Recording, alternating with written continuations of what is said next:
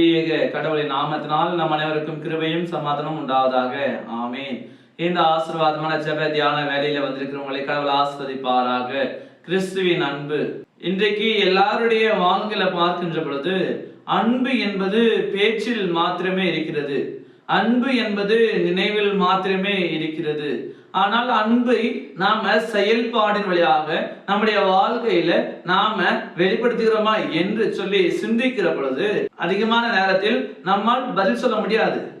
ஏன் என்று பார்க்கும் பொழுது இன்றைக்கு எல்லாருடைய அன்பு எப்படி என்று பார்க்கின்ற பொழுது மாயமாலமான அன்பா இருக்கிறது. ஆனால் பார்க்கின்ற பொழுது அன்பு அன்பு என்று சொல்லி மூச்சுக்கு 3 தடவை சொல்லிக் கொண்டிருப்பார்கள். அன்பு உதட்டல இருக்கும், ஆனா இருதயத்துல இருக்காது.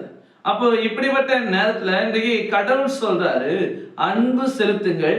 அந்த அன்பு உதட்டில் அல்ல, மாறாக வாழ்க்கையில செயல்படுத்த வேண்டும், செயல்பாடு வழியாக நாம் வெளிப்படுத்த வேண்டும் என்று சொல்லி கடவுள் இன்றைக்கு சொல்லுகிறார்.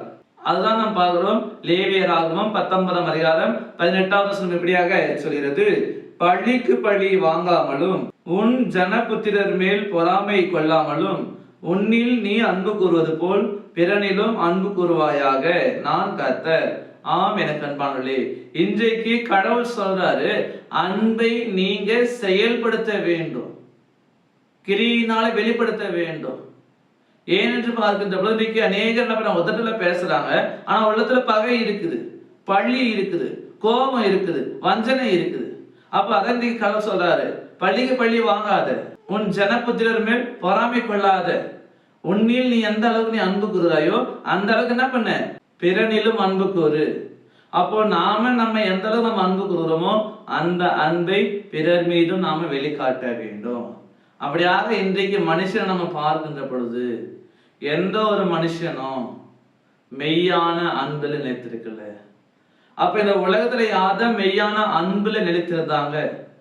யாரு அன்பை உதட்டளவில் மாத்திரம் வைத்திராம வாழ்க்கையில செயல்படுத்துறாங்க என்று சொல்லி பார்க்கின்ற பொழுது இயேசு ஆண்டவர் ஒருவர் மட்டும்தான். ஏனென்றால் நமது பிதாவாகிய கடவுள் நம் மீது கொண்ட அன்பின் நிமித்தமாக தமது குமாரனை கொடுத்தார்.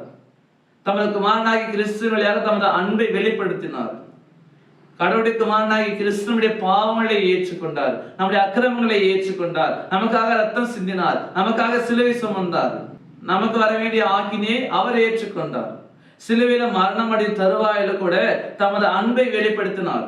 அப்போ இன்றைக்கு நாம கூட அந்த கிறிஸ்துவை முன்மாதிரியாக வைத்து எப்போதும் அன்பை வாழ்க்கையில் செயல்களில் வெளிப்படுத்த வேண்டும். பேச்சில் அல்ல, நினைவுகளில் அல்ல, உபதேசத்தில் அல்ல, மாறாக நடத்தையில், செயல்களில், வாழ்க்கையில் அன்பை நாம வெளிப்படுத்த வேண்டும்.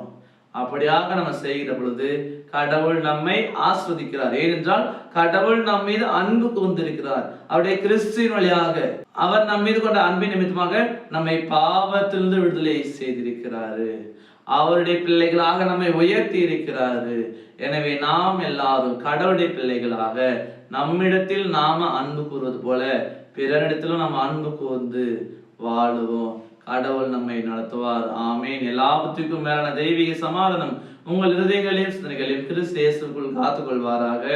ஆமேன். யாவரும் கண்களை மூடி நாம் ஜெபிப்போம்.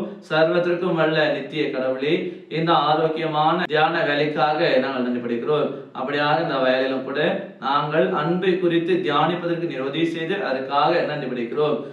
பொதுவாக இன்றைக்கு எங்களுடைய வாழ்க்கையில அன்பு என்பது உதட்டளவில் மாத்திரமே, சிந்தனையில் மாத்திரமே, யோசனையில் மாத்திரமே உள்ளது. என்னுடைய வாழ்க்கையில், என்னுடைய செயல்களில் அன்பு இல்லை என்பதை நாங்கள் உணர்ந்திருக்கிறோம். அப்படியாக இனி வரக்கூடிய காலங்களில் நாங்கள் மனம் மாறவும், நாங்கள் பிறரிடத்துல பழிக்கு பழி வாங்காமலும், ஜனபுத்திரர்களிடத்தில் நாங்கள் பொறாமை கொள்ளாமல், நாங்கள் எங்களிடத்தில் எந்த அளவுக்கு அன்பு கூறுகிறோமோ அதே போல பிறரிடத்திலும் அன்பு கொண்டு வாழ்வதற்கு இறைவன் தாமே எங்களுக்கு உதவி செய்ய வேண்டுமாய் கூட நாங்கள் வேண்டி இருக்கிறோம். உங்களுடைய தூய ஆவியினாலே எங்களை ஆட்கொள்ளும், உங்களுடைய தூய ஆவியினாலே நடத்தியுள்ளோம். பரிசுத்தமான வாழ்விலே நீர் எங்களை காத்துக்கொள்ள வேண்டுமா நாங்கள் ஜெபிக்கிறோம். இதோ நீதாம் இந்த நாளிலே நாங்கள் கையிட்டு செய்கிற எல்லா விதமான வேலைகள், எல்லா காரியங்கள் எல்லாவற்றையும் நீதாமே ஆஸ்வதிக்க வேண்டுமா நாங்கள் ஜெபிக்கிறோம். நடைபெறாமல் தடை பெற்றிருக்கிற எல்லா விதமான காரியங்களை இந்த நாளிலே துவங்குவதற்கு இறைவன் தாமே எங்களை உதவி செய்ய வேண்டுமாய் கூட நாங்கள் வேண்டி நிற்கிறோம். நீ தாமே எப்போது எங்களுக்கு உதவிகரமாய் இருக்க வேண்டும் நாங்கள் ஜெபிக்கிறோம். இந்த பொல்லாத உலகத்துல, ஆபத்துகள் நிறைந்த உலகத்துல நீரே எங்களுக்கு அரணான கோட்டையாக பாதுகாப்பாக எப்போது எங்களோடு நிலைத்திருந்து எங்களை கரம் பிடித்து நடத்த வேண்டுமாய் இறைமகன் இயேசு ஜெபிக்கிறோம். அன்பின் பிதாவே, ஆமீன். அனைவருக்கும் சோஸ்திரம். கடவுள் உங்களை ஆசீர்வதிப்பாராக. ஆமீன்.